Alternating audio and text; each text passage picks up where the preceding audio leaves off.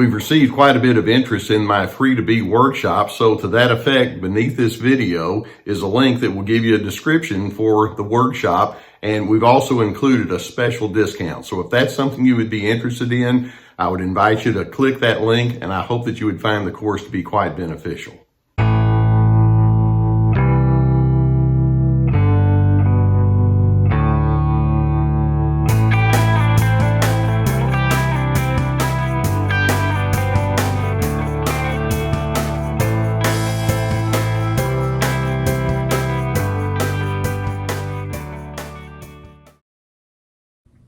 I want to talk to you today about how many narcissists can come along with an elitist attitude toward you. Let's keep in mind that narcissists, by definition, already have an attitude of entitlement, and it's beyond just selfishness. They honestly believe that you're supposed to defer to them, and as a result, they want to be in control. But many times, these entitled, controlling, superior type narcissists have truly convinced themselves that, well, I'm actually several notches above the average Joe or Jane out there, and I really am better than, and they genuinely believe that, and obviously it comes on full display when they engage with you if you're not part of their type, or you're not a part of their tribe, if you will. Basically, these individuals think that they truly deserve preferential treatment, and they're supposed to be in control. And they'll point to all sorts of evidences that indicate why that should be the case. For example, and by the way, this is something that can be there regardless of class or status in life. But these individuals can, in fact, point towards a certain amount of wealth that they may have. They may possess a type of education that makes them feel like they're a little bit smarter, well, not a little bit, a whole lot smarter than the average person out there. They seek the position of power, and then when they're in that position of power, it's like, okay, what are you going to do for me now? And it can be something like politics or big business, or it can be the person that's in charge of a committee at the school, or it can be somebody that's in a family system. As long as there's a system, there can be someone that wants to rise to the top and have everybody bow to them. That's the elitist narcissist. It could be that they have a certain kind of beauty. And they think, yeah, that makes me a little bit extra special. Sometimes they can have a skill set. Think of athletics, or perhaps a musician, or somebody that's really good at computers. These are individuals who just think, by virtue of the fact that I have some skills that perhaps other people don't have, I'm really something else, aren't I? And as a result, they believe that they represent the ideal, and it should be abundantly clear to you. And of course, the implied message is, and you're not all that ideal, you need to keep that in mind when you hang with someone like me. They honestly believe that they deserve the privileged status. Now, there are so many things that we could look at when we talk about elitism, for example, and indicators that a person is in that mindset. Let me see if I can run through several of those with you. And as I do, you might want to check and see, check yourself first, but also if those narcissistic individuals that you live with would display any of these kind of characteristics. For example, like I say, one of the first indicators of elitism is they do believe that they deserve deferential treatment. It's kind of like, do you know who I am? And they're insulted if you don't give them that deferential treatment. I remember one lady that she and her family in their business, they were struggling because of a downturn in the economy, and someone mentioned to her, "You're not going to be able to fly first class like you used to." And she looked at that person and said, "I don't do coach." That's what I mean when I say they think they honestly deserve deferential treatment, as opposed to saying, whatever I need to do to help the cause, I'll be glad to do that. It's like, no, I don't think that way. In addition, another indicator is they honestly believe you need someone like me. I don't need someone like you, unless, of course, it's to maybe clean my toilets or something like that. Another indicator is that they honestly believe it would be impossible to replace someone as essential or as important or as unique as me.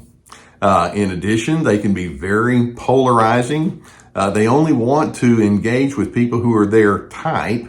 And if you're not their type, then you're just not welcome there.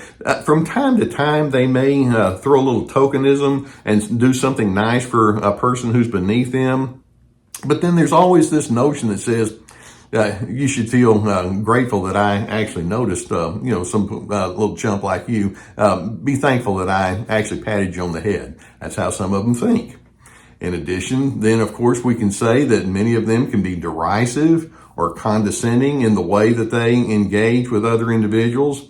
They can be genuinely disinterested in the plight of those who may be downtrodden or have had some strains or difficulty to the point of being rude and grossly insensitive.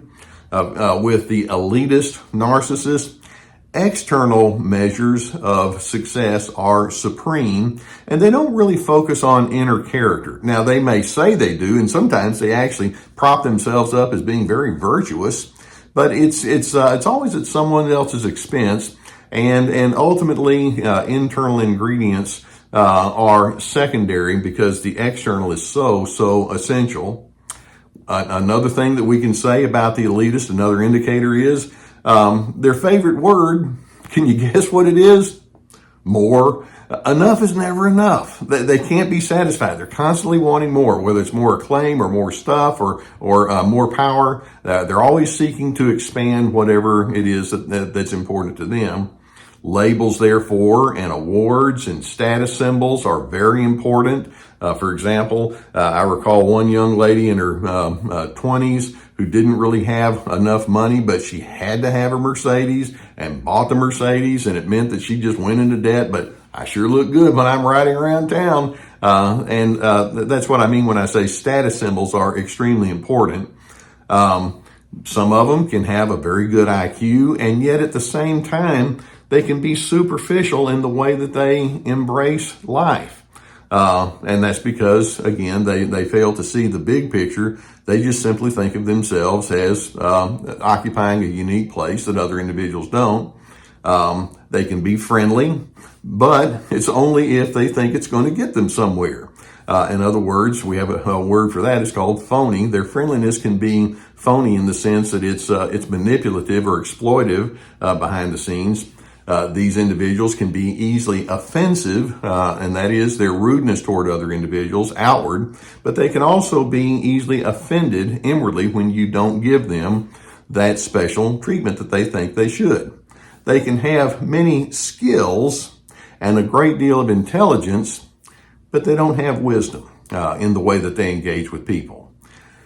So you might think, how in the world does somebody get to the point where they can actually rationalize their own entitlement and that elitism that goes along with it? Now, one of the things we see that can be pretty common is some of these individuals are just trained to think of themselves as indeed being the golden child. They're the one that has they're the standard bearers, and from an early age that it can be drilled into them. There's something very, very different about you in a superior kind of way, and you need to go ahead and embrace that. And they do it in a very haughty kind of way. Other times, though, this attitude of elitism can be a part of what we call reaction formation. It's a defense mechanism that individuals have. And when we talk about reaction formation, we're talking about responding to some of your deep-seated fears or anxieties by emphasizing the exact opposite.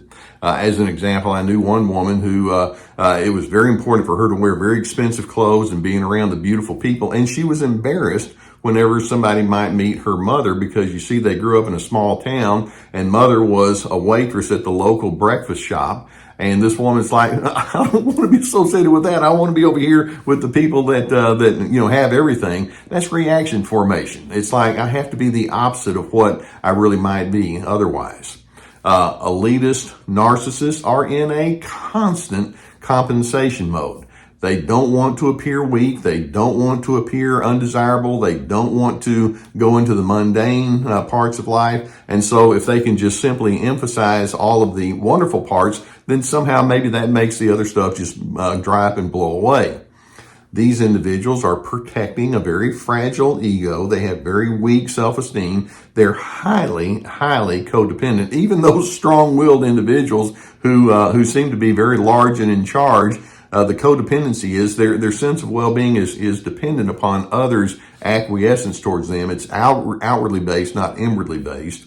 And ultimately, elitist narcissists are very dishonest about who they really are. All they want you to know is the good stuff, but they're more than willing to cover up or lie or sidestep anything about their humanity. Now, one of the things I want to encourage, and I suspect many of you are already at this place, you don't need to take this elitist individual too seriously. They already do quite a good job of taking themselves seriously enough as it is. These are individuals who really want to think of themselves as being, better, but they're building their sense of well-being on your shoulders as they basically wipe their feet all over you. I'm wondering if instead, when you and I recognize and experience this with other individuals, you can have a very different way of thinking. For example, I'm hoping you can think, I'm really grateful for the good things that are a part of my life, whether it's my privileges or my skill set or my capabilities.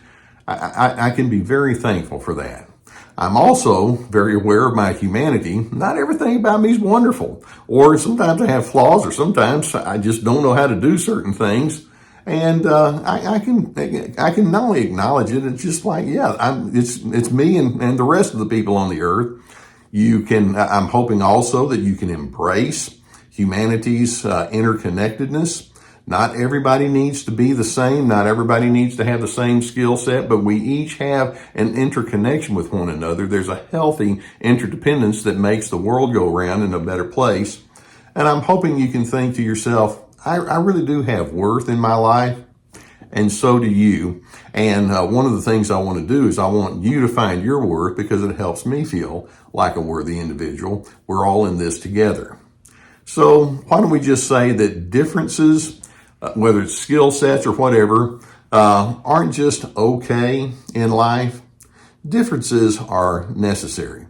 Elitists will take that and say, yeah, it's necessary because I'm so much better. But what we're going to say is instead, variety is just simply built into the entire fabric of the human experience. Let's just embrace it for what it is and drop this one up, one down, better than kind of thinking.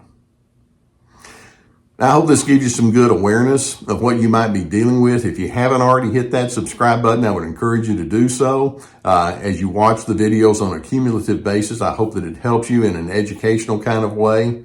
Many times when you're dealing with things like this, you could use some therapy, and I know that many of you are in situations where that would be helpful and necessary.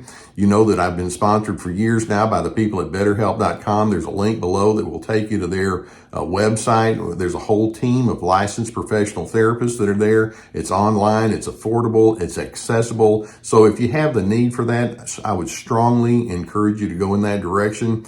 We also have my website, the survivingnarcissism.tv, and there's lots of resources on there. Of course, we have lots of articles on there, but in addition, we have my courses.